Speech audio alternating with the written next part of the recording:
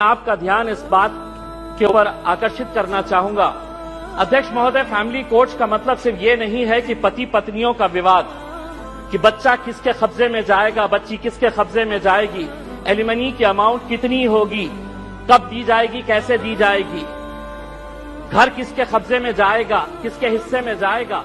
Family courts का मतलब हम सिर्फ यही समझते हैं और बहुत सारे जितने भी सम्मानीय सदस्यों ने कहा है, इन्हीं का उदाहरण दिया है। मैं मंत्री जी आपसे हाथ जोड़कर विनती करना चाहूंगा, हम एक ऐसे समाज के अंदर रहते हैं जहां एक नई संस्कृति को हम देख रहे हैं कि हमारे बूढ़े माँ बाप जिन्होंने हमें पाल पोस कर बड़ा किया है, जब वो बूढ़े हो जा रहे हैं तो इस देश के अंदर बहुत सारे ओल्ड एज होम्स खोले जा रहे हैं, वृद्ध आश्रम खोले जा रहे हैं।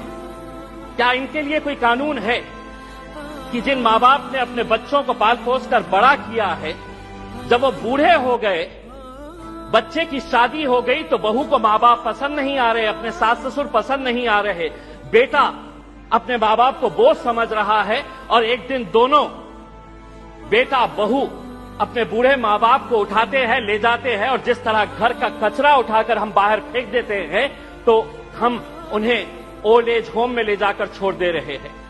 मैं तमाम सदस्यों से हाथ जोड़कर विनती करना चाहूंगा, मैं भी दिवाली के वक्त औरंगाबाद के मेरे चुनावी क्षेत्र के वो एक ओल्ड एज होम में गया था। मंत्री जी, हैरानी हुई वहां पर देखकर कि एक रिटायर्ड जज वहां पर उस ओल्ड एज होम में है। मुझे यकीन नहीं हुआ जब मैंने उसका नाम सुना कि उसके बेटे, इतना बड़ा घर है। ऐसा नहीं है कि बहुत गरीब है कि अब माँ बाप को पाल नहीं सकते हैं, लेकिन एक रिटायर्ड जज भी उस ओल्ड एज होम में जब हमने देखे तो तब समझ में आया कि ये समाज कहां जा रहा है करके। तो ऐसे लोगों के लिए क्या कानून होना चाहिए फैमिली कोर्ट के जरिए?